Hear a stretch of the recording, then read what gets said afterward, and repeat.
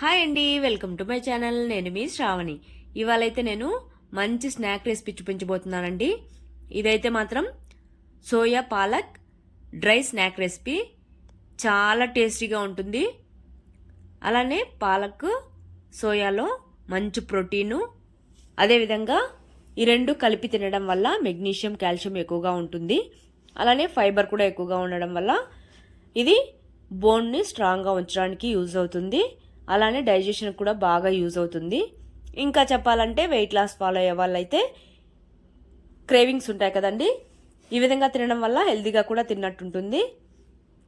అలానే పాలకూర ఎస్పెషలీ చెప్పాలంటే ఈ సోయా చంక్స్ అనేవి అస్సలు తినరు కదా. ఈ విధంగా ట్రై చేసి పెట్టామంటే వద్దు అనకుండా ఇట్టే ఈజీగా తినేస్తారు. ఎస్పెషలీ పిల్లల కోసం అయితే ఈ విధంగా స్నాక్ చేసి పెట్టండి, చాలా ఇష్టంగా అయితే తినేస్తారు. లేట్ చేయకుండా ప్రాసెస్లోకి అయితే వెళ్ళిపోదాం. ముందుగా అయితే పాలకూరని మంచిగా ఒలిచి వాష్ చేసేసుకొని పక్కన పెట్టేసుకోవాలి. తర్వాత ఒక కడాయిలో కొద్దిగా వాటర్ వేసుకొని కొద్దిగా బాయిల్ అయ్యాక పాలకూరను వేసుకొని ఒక 2-3 నిమిషాలు ఉడికించుకుంటే సరిపోతుంది.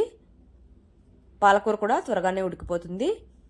తర్వాత మొత్తం స్టవ్ ఆపేసుకొని పాలకూర మాత్రం సెపరేట్ చేసుకొని ఒక ప్లేట్లోకి తీసుకొని చల్లార్చుకోవాలి. ఇందులో వాటర్ మాత్రం వంపేసుకోవాలి. లేదు అంటే ఈ విధంగా స్ట్రైనర్లో అయినా వేసేసుకోవచ్చు.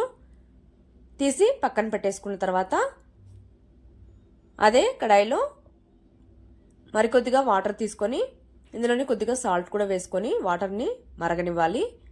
ఈ విధంగా వాటర్ అనేవి బాయిల్ అయిన తర్వాత 1 కప్పు దాకా మీల్ మేకర్ని వేసుకొని ఒక 2 నిమిషాల పాటు ఒక పొంగు వచ్చేంత వరకు ఉంచుకోవాలి. ఇక్కడ నేనైతే సైజ్ అనేవి కొద్దిగా పెద్దవిగా ఉన్నాయి కాబట్టి ఒక పొంగు వచ్చేంత వరకు ఉడికించుకున్నాను. మామూలుగా అంటే నార్మల్గా చిన్న సైజు ఉన్నవైతే వేడి నీళ్ళలో వేసుకున్నా సరిపోతుంది.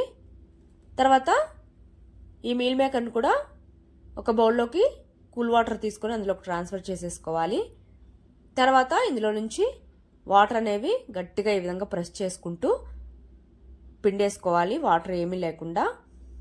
ఈ విధంగా పిండుకున్న తర్వాత ఒక బౌల్లోకి తీసేసుకోవాలి. తర్వాత ఇక్కడ నేను చెప్పాను కదండి సైజ్ అనేవి కొద్దిగా పెద్దగా ఉన్నాయని, ఈ విధంగా హాఫ్ వరకు కట్ చేసుకుంటున్నాను. మీరు సైజు స్మాల్గా ఉన్నవైతే పర్ఫెక్ట్గా అయితే సరిపోతుంది. లేదు మాకు ఇలా ఉంటే పర్వాలేదు అనుకుంటే అలానే డైరెక్ట్గా వేసేసుకోవచ్చు. ఈ విధంగా కట్ చేసేసుకున్న తర్వాత పక్కన పెట్టేసుకొని ఇప్పుడైతే డీప్ ఫ్రైకి సరిపడా ఆయిల్ అయితే వేసుకోవాలి. మీరు కావాలంటే ఎయిర్ ఫ్రైయర్లో అయినా వేసేసుకోవచ్చు. ఆయిల్ కూడా ఎక్కువ అవసరం లేదండి. వేసుకున్న తర్వాత మంటనైతే మీడియం ఫ్లేమ్లో పెట్టుకోవాలి. ఆయిల్ అనేది హీట్ ఎక్కేలోపు మనమైతే మీల్ మేకర్లోకి మసాలాలు మొత్తం వేసేసుకొని మిక్స్ చేసేసుకుంటే సరిపోతుంది. ఆయిల్ కూడా అంతలోపు వేడెక్కుతుంది. ఇప్పుడు మనం కట్ చేసి పెట్టుకున్న మీల్ మేకర్లోకి పాలకూరని ఈ విధంగా మెత్తడి పేస్ట్ లాగా చేసుకొని కావాల్సినంత వేసుకొని ముందుగా అయితే బాగా మిక్స్ చేసేసుకోవాలి. ఆ తర్వాత కొద్దిగా సాల్ట్, అలానే 1.5 స్పూన్ దాకా బియ్యపిండి, అలానే 2 స్పూన్ల దాకా కార్న్ఫ్లోర్ వేసేసుకోవాలి. వేసుకున్న తర్వాత ఇందులోనే 1/2 స్పూను మిరియాల పొడి కూడా వేసేసుకోవాలి. ఇక్కడ ఈ బియ్యపిండి వేయడం వల్ల మంచిగా క్రిస్పీగా ఉంటాయి. ఈ విధంగా మొత్తం ఒకసారి అన్నీ కలిసేలాగా మిక్స్ చేసుకోవాలి. ఇక్కడ వాటర్ ఏమీ యాడ్ చేయాల్సిన పని లేదండి, ఆ మీల్ మేకర్లో ఉన్న తడి సరిపోతుంది. ఈ విధంగా మొత్తం మిక్స్ చేసుకున్న తర్వాత పక్కన పెట్టేసుకొని ఇప్పుడైతే ఇక్కడ ఆయిల్ కూడా వేడెక్కింది. ఇప్పుడు మనం మిక్స్ చేసుకున్న మీల్ మేకర్ని ఈ విధంగా మొత్తం అన్నీ వేసేసుకోవాలి 1 by 1. ఈ విధంగా అన్నీ వేసేసుకున్న తర్వాత మంటను లో ఫ్లేమ్లో పెట్టుకోవాలి. ఆల్రెడీ వేడెక్కింది కాబట్టి ఆయిల్ కాసేపు లో ఫ్లేమ్లో పెట్టుకోవాలి. ఈ విధంగా ఒక సైడు ఫ్రై అయ్యాక రెండో వైపుకి టర్న్ చేసేసుకోవాలి. ఇప్పుడు మంటను మీడియం ఫ్లేమ్లో పెట్టుకొని 3 నుంచి 4 నిమిషాలు ఫ్రై చేసుకుంటే సరిపోతుంది.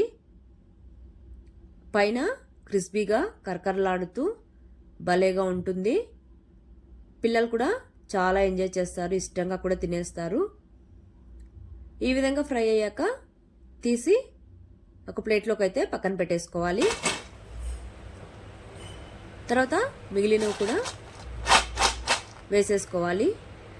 ఇక్కడ నేను చూపిస్తున్నాను చూడండి, ఎంత క్రిస్పీగా ఉన్నాయో మీకు అర్థమయ్యే ఉంటుంది. ఈ విధంగా మిగిలినవి కూడా వేసేసుకొని 2 వైపులా ఫ్రై చేసేసుకొని ప్లేట్లోకి తీసేసుకోవడమే. ఇప్పుడైతే మనం ఫ్రై చేసుకున్న మొత్తం మీల్ మేకర్ మొత్తం ఒక బౌల్లోకి అయితే తీసేసుకొని ఇందులోకైతే పైన కొద్దిగా సాల్ట్ అలానే కారం కూడా కొద్దిగా వేసుకొని మొత్తం ఒకసారి మిక్స్ చేసేసుకోవాలి. ఈ ప్రాసెస్ మీకు వద్దు అనుకుంటే స్కిప్ చేయొచ్చు. ఈ విధంగా లైట్గా సాల్ట్ కారం వేసుకోవడం వల్ల ఇంకా టేస్టీగా ఉంటుంది. ఈ విధంగా మొత్తం బాగా మిక్స్ చేసేసుకొని సర్వ్ చేసేసుకోవడమే. ఈవినింగ్ టీ టైంలో స్నాక్గా భలేగా ఉంటుంది. ఇక పిల్లలకైతే సాస్తో పెట్టారంటే భలే ఇష్టంగా తింటారు. సో తప్పకుండా ట్రై చేసేయండి.